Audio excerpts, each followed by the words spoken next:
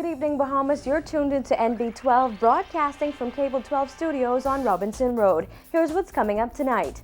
The Customs and Immigration strike officially ends, but more action could be on the way. The F&M and the DNA released their manifestos. How many women murdered in recent times? We break down the numbers. And the city dump fire affecting nearby residents. Those stories and so much more on the way. I'm Nakia DeVoe, and NB12 starts right now.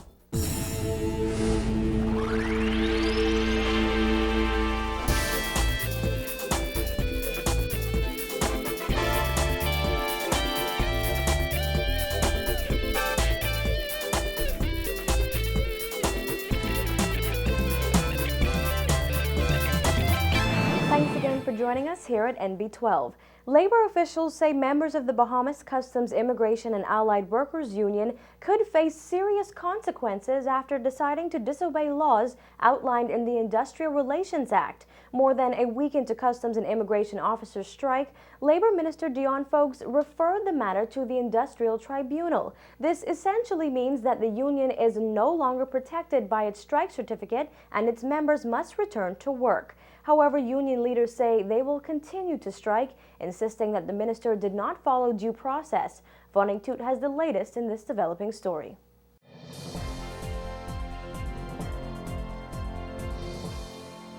While members of the Bahamas Customs, Immigration and Allied Workers Union were protesting outside Customs headquarters on Thompson Boulevard this morning, Labor Minister Dion Foulkes was holding a news conference here at his office on East Hill Street.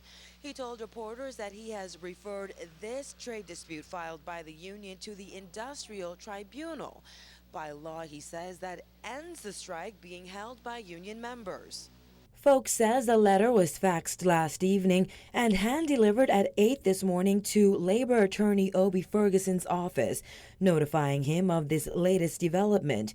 He says those public servants had 24 hours from the time that letter was delivered to return to their respective posts and perform their regular duties. If they continue to strike, it would be an illegal strike, and it will not be sanctioned by the law, and there are consequences for that. After consulting their attorney, Union Trustee Alma Wims told NB12 that officers and other staff will continue to strike until the labor minister, quote, lines up all of his legal ducks. She asserted that legally there are no consequences for continuing their action because Foulkes did not follow due process. She says they will withdraw labor until the Industrial Tribunal issues a certificate sending them back to work or until their concerns are addressed. In a letter to the union's president, Foulkes noted that he decided to refer the matter to the Industrial Tribunal after considering that their strike action threatens and affects the public interest. Mainly the operation of the ports in the country, which affected the economic livelihood of every Bahamian. We are 60 to 70% dependent on tourist arrivals and travel by business persons. And additionally, from a Bahamian perspective, many Bahamians, whether it's leisure, vacation, travel, bringing in goods for households or for business, they have been affected. Wim says these comments contradict those made by Prime Minister Hubert Ingram, who recently said that operations at our ports of entry are normal despite the union strike action. The union's chief concerns are health insurance, proper compensation, and what they call an illegal shift system. Foulkes insists those issues never came up in union leaders' meeting with the Prime Minister and weren't mentioned in their trade dispute. This is the only thing before me. As Minister of Labor, my mandate is to conciliate trade disputes. The question of an illegal strike, an illegal shift system, if a trade dispute is filed with respect to that, then I will hear that. But you would notice that that's not one of the items. It's not one of the items. Yes. Insurance is not there. Health insurance is not there. There are about 4 items that they've been saying publicly that they want resolved. It's just not there. It's not one of the items.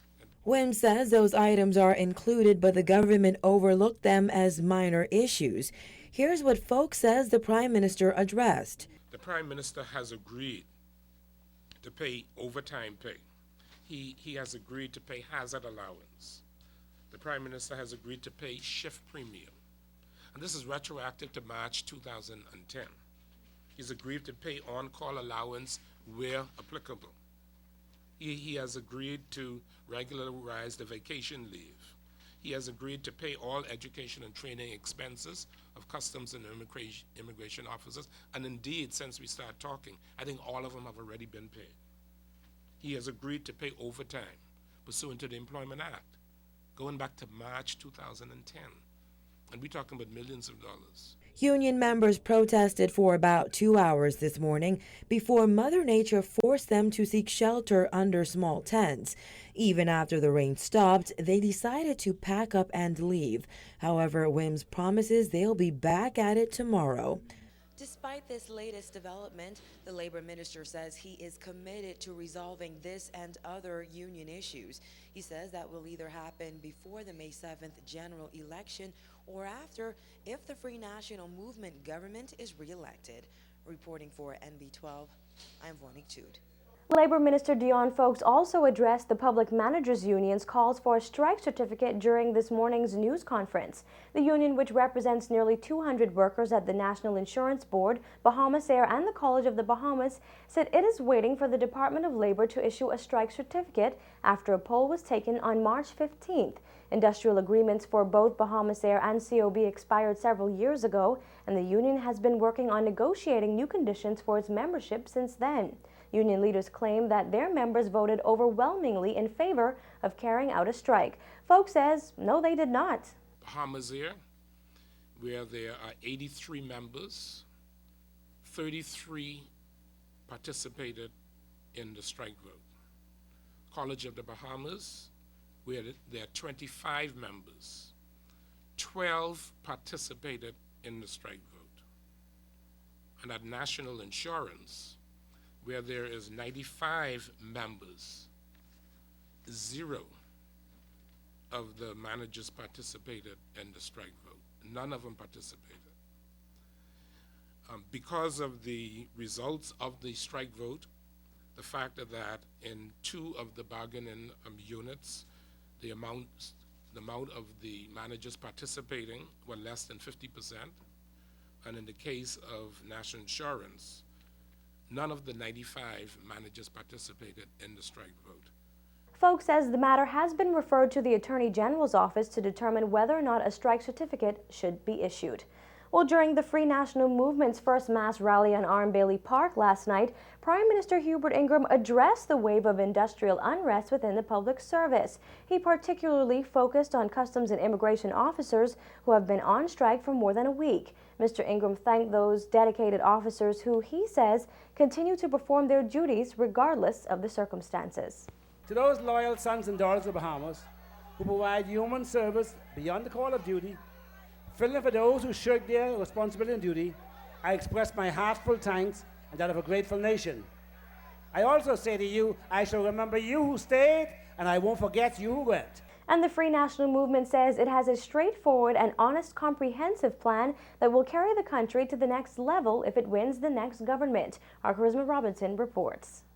As Prime Minister Hubert Ingraham addressed a large crowd of party supporters at a mass rally last night, the Free National Movement unveiled its 2012 manifesto, which details the party's past accomplishments and future plans for this country. The FNM's 2012 manifesto promises include the introduction of a national catastrophic health insurance program within 3 years, increasing the police force's manpower to help fight crime, and the creation of an opportunity society that includes the implementation of a recovery and growth agenda. The 120-page document also focuses on job creation, social development, and reducing public debt. Prime Minister Hubert Ingraham says the FNM's manifesto is a solemn promise he and the party's 37 other candidates will keep if re-elected. And so I want to hand and make sure each of these candidates here get a copy of this manifesto tonight, because this here is the book by which they'll be guided. You, your families, and the voters of this country must ask yourselves, Which of these parties has a plan? Which of these parties do I know has the track record of results to accomplish the plan? And which of these parties isn't just writing pretty words on paper to get themselves elected? If returned to office, the F&M government pledged to bring better coordination and efficiency in its planning efforts and use lessons learned during the New Providence Road Improvement Project as it continues to provide the capital with first-world infrastructure. As a part of his party's urban redevelopment program and in order to reduce crime and congestion, Ingram told supporters last night that his government will launch its Back to the Island initiative. This far-reaching initiative will further our efforts to provide incentives for hundreds of residents of this island to return or to move back to the family islands. We hope this will be the largest migration ever back to the islands. That's why, in addition to the financial incentives we're going to give, we are building the critical infrastructure in every major island so Bahamians can choose which island they want to live, work on, and/or raise their families on. In addition to his party's aggressive crime-fighting program, which includes recruiting an additional 250 police officers, Ingram says much more will be done to provide alternatives to crime. To fight crime and provide alternatives to crime, much more needs to be done. This is exactly what my next government will do. We have planned to launch the most comprehensive outreach and social intervention programs in the country's history. This Sunday, ladies and gentlemen, day after, several days from now, in keeping with the promise made at the launch of Volunteer Bahamas, we will deliver $1 million in cash grants to assist a number of urban outreach and youth programs. The grants will be made to groups here in New Providence, in Grand Bahama, and on various family islands. Because we understand that urban redevelopment requires social initiatives and economic development, we put in place a phased program of infrastructural renewal.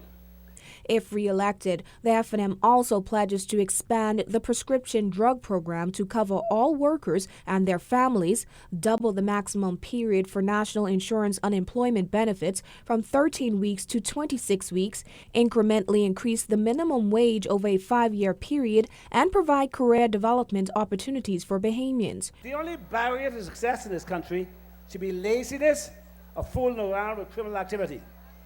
Not who your ma is or your pa is or what party you support. If you want to build your dreams, the F&M is the party for you. We are the party of the Opportunity Society, young people.